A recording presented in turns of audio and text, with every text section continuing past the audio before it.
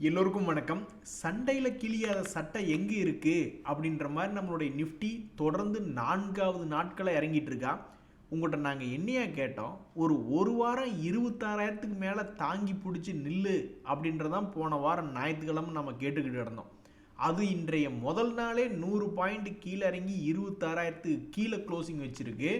நண்பர்களே, இந்த சமயத்தில் தான் மிக முக்கியமான கேள்வி வருது. நம்ம கண்ணீர் விட்டு அழுகும்படியான ஒரு லைஃப் டைம் கிராஷ் என்பது ஒரு 2026 இது வருமா, அல்லது அதுவே ஒரு ஆப்பர்ச்சுனிட்டியாக, சில பேர்த்துக்கு அது கண்ணீர் விட்டும் அழுகிற மாதிரி இருக்கும், சில பேர்த்துக்கு அது லைஃப் டைம் ஆப்பர்ச்சுனிட்டி. ஏற்கனவே கோவிட்ல உள்ள வந்தவங்களாம் இன்னைக்கு ரொம்ப ஜாலியாக சந்தோஷமா இருக்காங்க. ஏன்னா 4 மடங்கு 5 மடங்கு பல பங்குகள் ஏறியது. ஒரு உதாரணத்துக்கு பல்வேறு பங்குகள் 100 ரூபாயிலிருந்து வெறும் 20 ரூபா போயிடறான்னு வச்சுங்க, போகாமையா இருக்கான். இப்போவே கூட என்னால் சில பங்குகள் 80% 70% இறங்கின பங்குலாம் காட்ட முடியும். அப்படி ஒருவேளை பங்குகள் 80% இருக்கக்கூடிய ரேட்டிலிருந்து கீழே சரிஞ்சிட்டு மறுபடியும் அதே ரேட்டுக்கு திரும்பி வந்தான்னு வச்சுங்களேன், அதுவே கிட்டத்தட்ட 4 டைம்ஸ் திருப்பி ஏறி வந்த மாதிரி கணக்கு லோ ரேட்ல இருந்து. அப்படி ஒரு லைஃப் டைம் கிரைசிஸ் 2026 வருமா அப்படின்ற மாதிரி தான் நான் பார்த்துக்கிட்டு இருக்கீல. ஒரு தகவல் ஒன்று ட்விட்டரில் பார்த்துக்கிட்டு இருந்தேன். அவங்க என்ன போட்டிருக்காங்கன்னா, 2008 பார்த்துக்கிட்டு இருக்கும்போது சேர்ந்தாப்புல மார்க்கெட் பெருசாக ஏறல. என்னைக்காவது அப்படி ஏறினா அது ஒரு ஹெல்த்தி கரெக்ஷனாக கீழே இறங்கிடுது. 2022 கூட அமெரிக்காவினுடைய S&P 500 மார்க்கெட் 20% கீழே இறங்கி எல்லாத்தையும் பயமுறுத்தினான். அதுக்கப்புறம் பார்த்தீங்கன்னா தொடர்ந்து 3 வருஷம் கண்டினியூவாக நான் ஸ்டாப்பாக ஏறிக்கிட்டு இருக்கான். அப்போ அடுத்த வருஷத்தில் 2026 ஒருவேளை இந்த S&P 500 இண்டெக்ஸ் என்பது பெரிய அளவில் வீழ்ச்சி அடைவதாக இருந்தால், இந்த மார்க்கெட் கிராஷ் 2026 மார்க்கெட் கிராஷ் வந்துச்சுன்னா நம்மளுக்கு ஒரு லைஃப் டைம் ஆப்பர்ச்சுனிட்டி கிடைக்குமா? நான்லாம் அப்படித்தாங்க நினச்சிக்கிட்டு இருக்கேன். நான் ஏதாவது பெரிய முக்கியமான பங்குகள் தன் இருக்கக்கூடிய விலையிலிருந்து ஏதாவது ஒரு 80% என்பது போல கிராஷ் வருது அப்படின்ற மாதிரி இருந்ததுன்னா இன்வெஸ்ட்மெண்ட் பண்ணிட்டு பேசாமல் போய் எங்கேயாவது தென்னந்தோப்புக்கு நடுவில் படுத்துக்கலாமான்னு தான் பார்த்துக்கிட்டு இருக்கேன். ஒரு உதாரணத்துக்கு இந்த செயில் அப்படின்ற பங்கெல்லாம் என்ன இறங்காமையாக இருந்தது. ஒரு கட்டத்தில் வெறும் 20 ரூபா ரேஞ்சில் தான் இருந்தது 2020. அதுக்கப்புறம் 134 மறுபடியும் ஒரு 50% 130 ரூபாயிலிருந்து வெறும் 60 ரூபாய்க்கு கீழே விழுந்தான். அங்கிருந்து அப்புறம் 2 டைம்ஸுக்கு மேலே ஏறி ஆல்மோஸ்ட் 170 180 வரைக்கும்லாம் போனான், 160 போயிருக்கான்.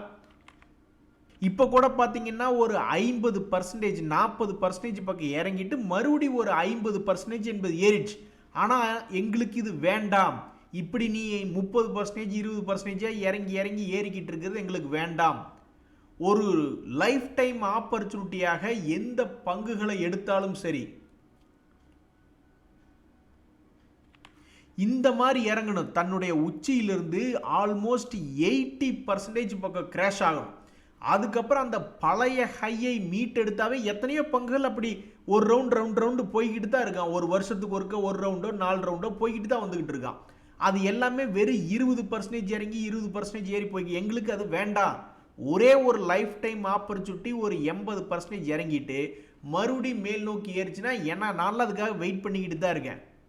அது வரைக்கும் டிவிடெண்ட் கொடுக்கக்கூடிய இன்ஸ்ட்ருமெண்ட்ஸில் இருக்கட்டும். என்னைக்காவது ஒரு நாள் இந்த மாதிரி 80% கிராஷ் ஆகும் பொழுது உபயோகப்படுத்தலான்னு தான் நானும் ஆசையாக இருக்கேன். பட் இப்போ வரைக்கும் அந்த லைஃப் டைம் மார்க்கெட் கிராஷ் என்பது வரல.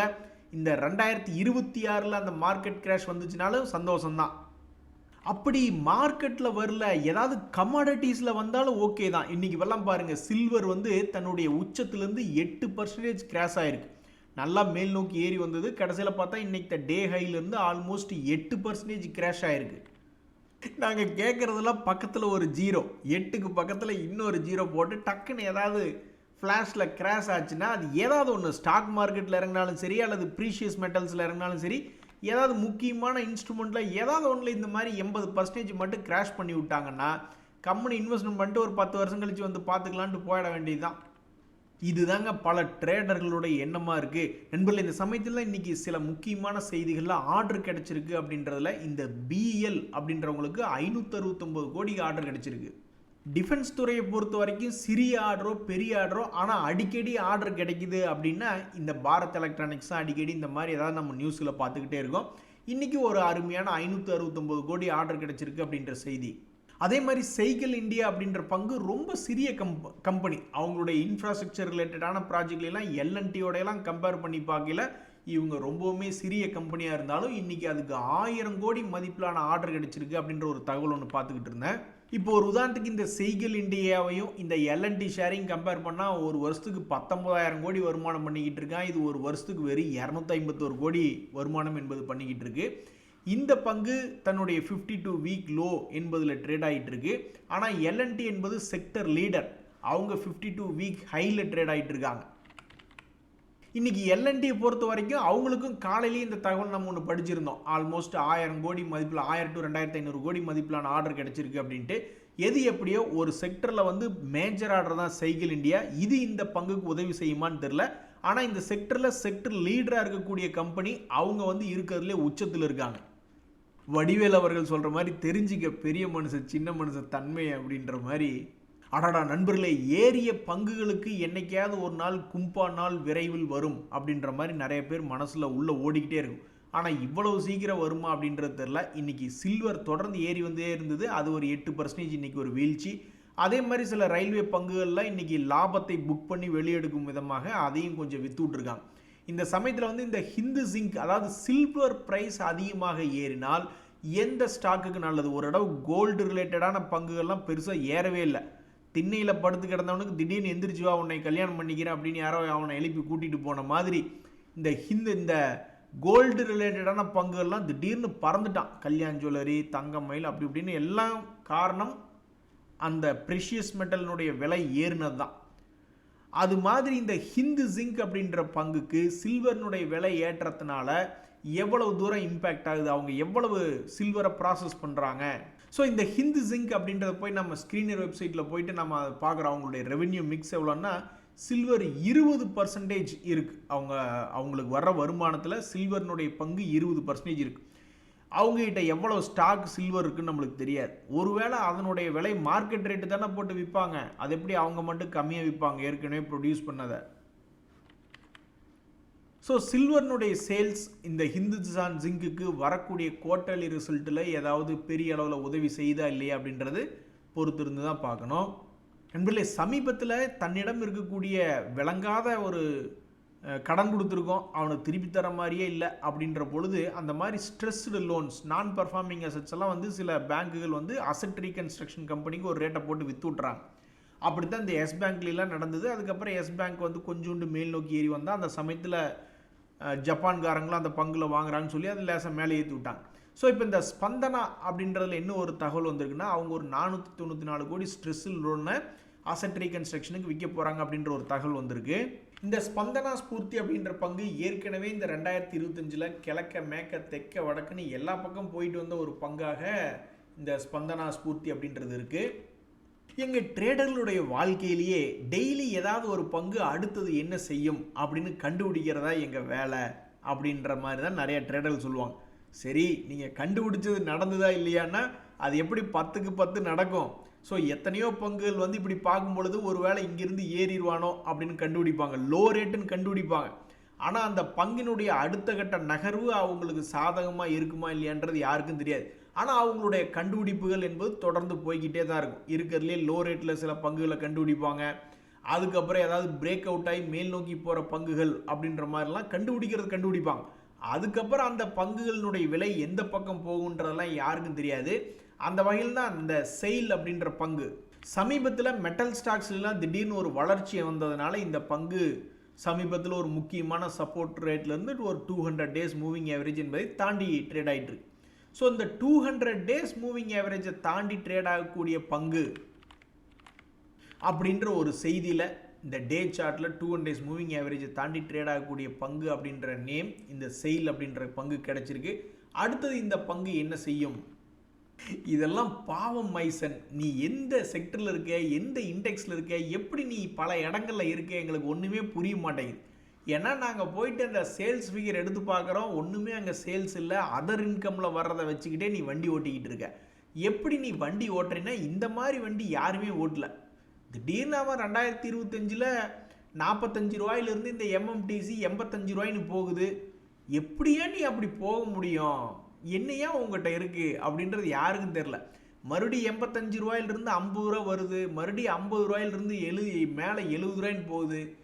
நீ சில இண்டிசஸ்லையும் இருக்க. இதெல்லாம் என்ன? இதெல்லாம் ரொம்ப பாவம் மைசன், புரிஞ்சுக்கவே முடியலையே உன்னை அப்படின்ற மாதிரி ட்ரேடர்களுக்கு சவால் விடும் வகையில். ஏன்னா பல ட்ரேடர்கள் வந்து ஒரு ஸ்டாக்கை வந்து அவங்க ட்ரேடிங்க்கு செலக்ட் பண்ணுறாங்கன்னா ஃபஸ்ட்டு போய் ஃபண்டமெண்டலாக அது என்ன லாபம் செய்யக்கூடிய கம்பெனி அப்படின்னு பார்ப்பாங்க. சரி, லாபம் செய்யுது, அப்படியே தலையை தூக்கி லேசாக மேலே பாருங்கள், அங்கே சேல்ஸே ஒன்றுமே இல்லையே.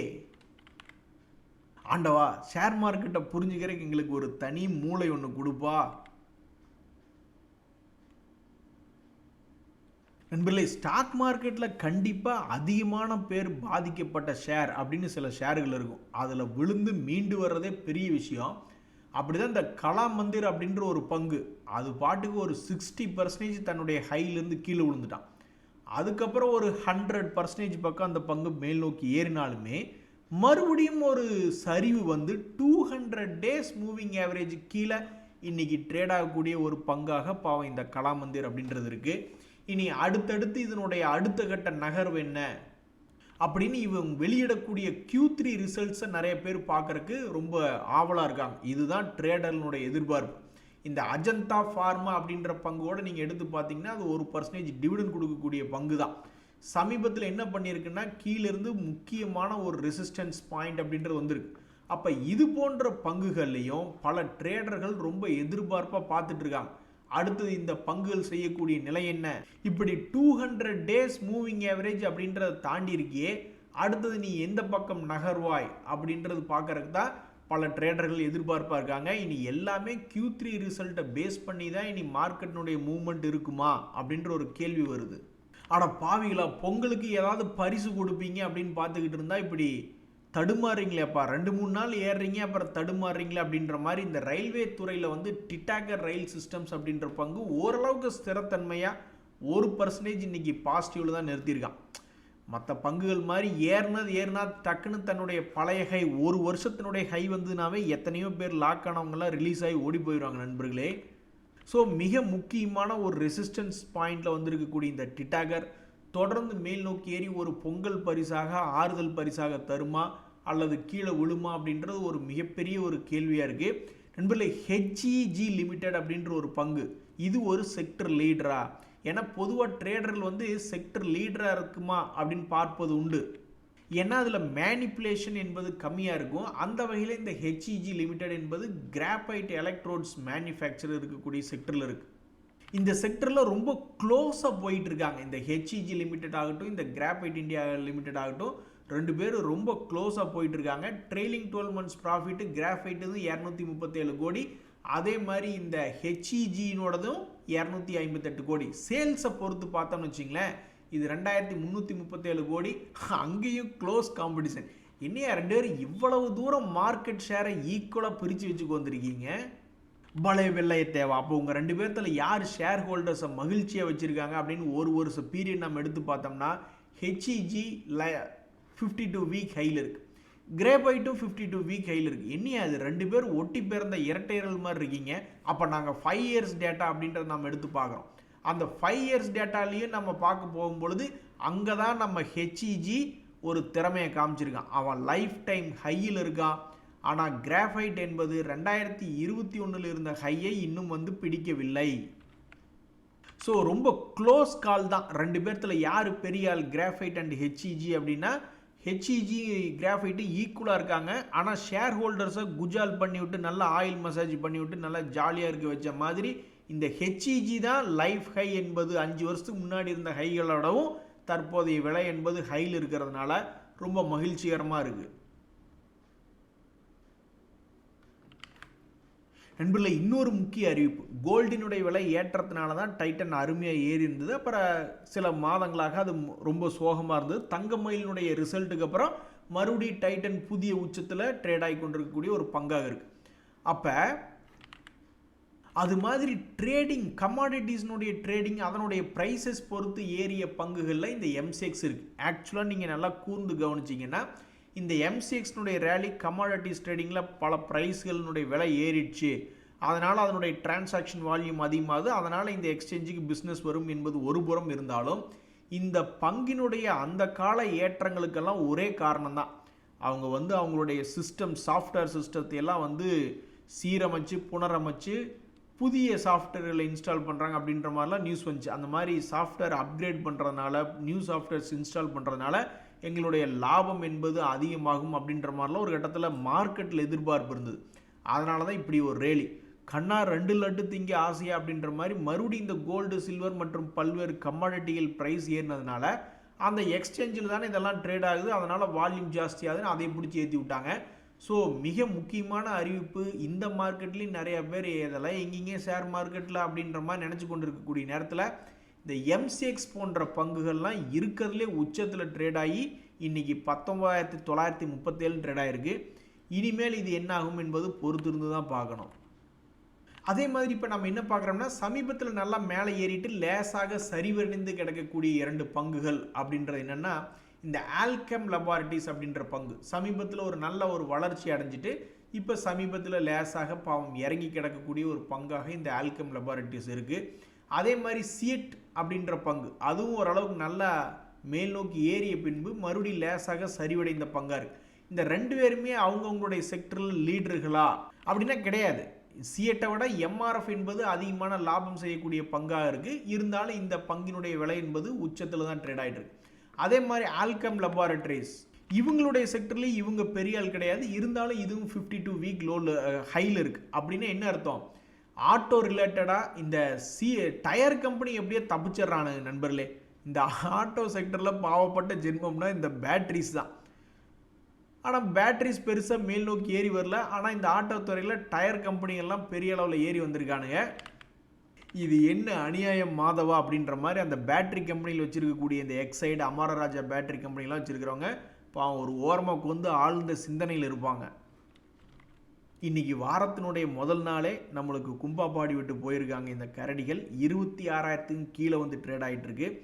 எது எப்படியோ ஒருவேளை 2026 ரொம்ப மோசமான ஆண்டாக அமைந்தால் அதுவே தான் இன்பமான ஆண்டாகவும் அமையும். ஏன்னா மார்க்கெட்டில் இப்போ எல்லாத்துக்குமே தெரியுது, பல பங்குகள் 40-50% இறங்குனா கொஞ்சம் சில பேர் ஏறுறான், சில பேர் கீழே இறங்கினாவும் அப்படியே தான் உட்காந்துக்கிட்டு இருக்கான். ஒன்றும் பெருசாக எழுச்சி இல்லை. ஏன்னா அது கும்பா கம்பெனிகள் செக்டர் லீடரில் சிலதை கம்பேர் பண்ணி பார்க்கணும். கும்பா கம்பெனியில் கம்பேர் பண்ணி பார்த்து என்ன பண்ணுறது.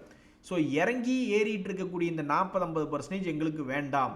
எந்த ஒரு பங்காக இருந்தாலும் ஒரு 80%க்கு மேலே கிராஷ் ஆகிட்டு மறுபடியும் அதனுடைய பழைய ரேட்டையே திரும்பி வந்தாலே கிட்டத்தட்ட 3 மடங்கு 4 மடங்கு ஏற வேண்டியது இருக்குது.